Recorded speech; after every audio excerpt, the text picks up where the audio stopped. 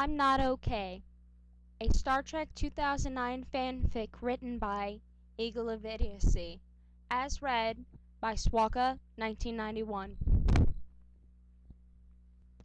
On to Enterprise, Jim sat into Captain's chair. He looked over at Spock, who was at the science statin in his dark sapphire uniform and was bent over to scanner. Jim thought Spock was hot, but he wouldn't ever say anything because Spock was Vulcan. It made Jim sad because he would always go to his friend McCoy to drink and feel better. Spock, said Jim, turning around, how much longer till we reach the planet? Approximately 45.7489 minutes, Captain, said Spock, not looking at Jim. Good, Jim said.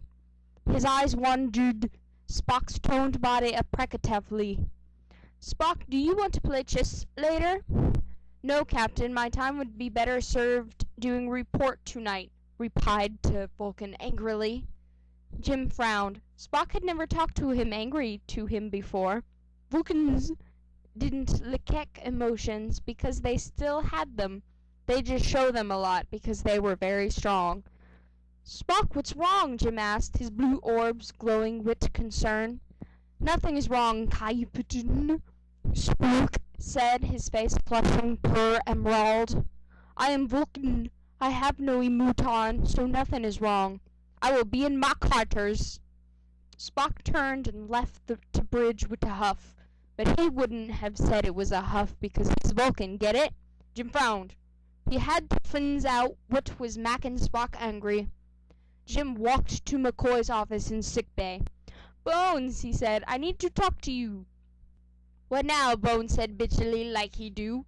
He looks kinda like the guy from Lord of the Rings. Nine, I like that movie. It's my fave. The guy's so hot.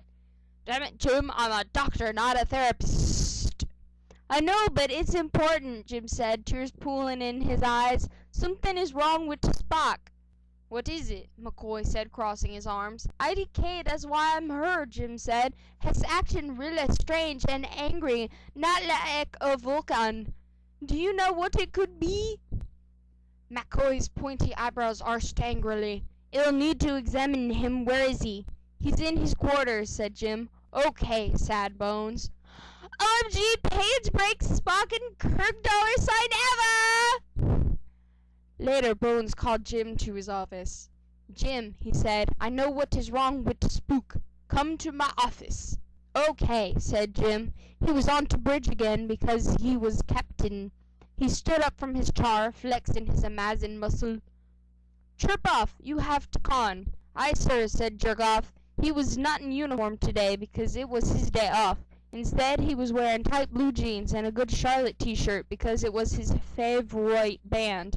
Also midnight black eyeliner because he was secretly a goth. Except it wasn't really a secret since he was wearing all his goth stuff in public. He was listening to his My Chemical Romance album with his headphones he was wearing and singing along with the lyrics. At the end of the world, or the last thing I see, you are never coming home, never coming home, never coming home, never coming home. Sulu, who was Jerkoff's hot Asian boyfriend and who drove to Enterprise, was angry, squinting his already squinted eyes. Captain, that's not fair. I want to con. Jim sighed. Sulu, you cannot have to con. I gave it to Rachmaninoff. Fine, said Sulu, glaring at Rachmaninoff. But we are having rough sex the moment we is off shift, and then I will tell you about plants and stuff because that's what I like. It's true. I know because I read about this original series from the 40s. Rachmaninoff smirked. You're on. Jim rolled his eyes and walked to the turbo lift, but Uhura stoked him. Captain, what is wrong with Spock? She said with concern filling her pretty brown eyes. He is being mean to everyone. I declare, Uhura, but I am going to see Bones right now about it, said Jim. Hopefully he will have an answer for me. Uruha noted, putting her hands on her slim hips. Jim would have thought she was hot, but he was in love with Spock. Not that Uhura wasn't hot, but Jim didn't feel that way about her. She was still really cool, so don't think I don't like her. See, I'm not a bitch, gosh. Okay then, bye, Uhura said, sitting back down. Down in sickbay, McCoy was waiting, angry like always. He was drinking because it makes the pain stop, 'cause he's depressed and stuff. Bonds, said Jim hurriedly. Do you know what's wrong with Spock now? He's really sick, Jim McKay said angrily, but I don't know more now than that. He won't say nothing to me. You get him to tell me, Jim shouted, his eyes that were limpid pools of sapphire cloth to shedding tears. He went to the doorway. Damn it, Jim, McCoy said, growling. Why do you care so much? Spock is a hobgoblin. 'Cause I love him, yelled Jim. McCoy shook his head. Jim, why? Spock is a Vulcan. He can't love. There is no emotions. That's not true, said Jim, crying. I'll help him. You'll see. He ran out of sick bay to Spock's quarters. Spock was there with no shirt on because his quarters were hot. He turns when Jim came in, his pale skin shining into light. Captain, what are you doing here? Spock exclaimed, his face not showing emotion. Spock Bones say you're sick, Jim said, running up and grabbing to Vulcan's muscular arms. What is wrong? Jim, you should no be here, Spock said, but he still grabbed Jim's arms back. I am burning. You are not safe.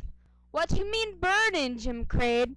Suddenly they heard Rachmaninoff walking outside the room into the hallway, singing to his fave Good Charlotte song.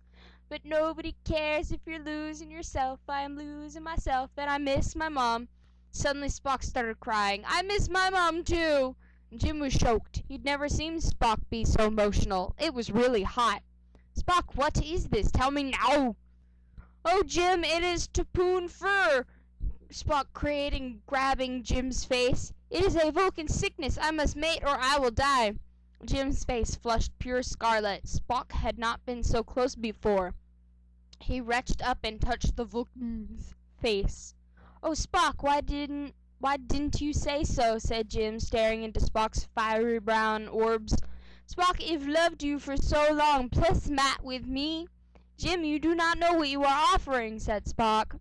He tried to pull away, but Jim held on tight, unwilling to let his Vulcan go. Yes, his Vulcan, because he loved him so long. No, Spock, you don't understand. I know because old you told me, show me we belong together, through the mind melt. To mind melt? Spock said, choked. Yes, Jim said. Please, Spock, let me help you. Oh, Jim, Spock was overcome by his emotions suddenly and passionately pulled his captain into his arms. Jim gasped into Vulcan's mouth as he was kissed with abandon. Spock lifted Jim and threw him onto the bed, which had silk pillows, because Vulcans lick silk. Okay, you guys, I'm not going to rip porn or nothing, because that's just gross. I mean, I like guys kissing and stuff, but there's a limit. Seriously, have some dignity. Afterwards, Spock no longer burned. When he walked, Jim was there beside him with a dreamy look on his face. Oh, Jim, Spock said, I no longer burn. You have saved me. Oh, Spock, Jim said, I love you so much. I would have done anything to save you. Don't you see? We belong together. We are Thyla. Yes, Jim, Spock said lovingly. It could be that now because he just had poon fur and could be emotional and stuff. We can be together forever. And they were happy on Enterprise forever, except when Bones was angry and drunk because he sucks. The end.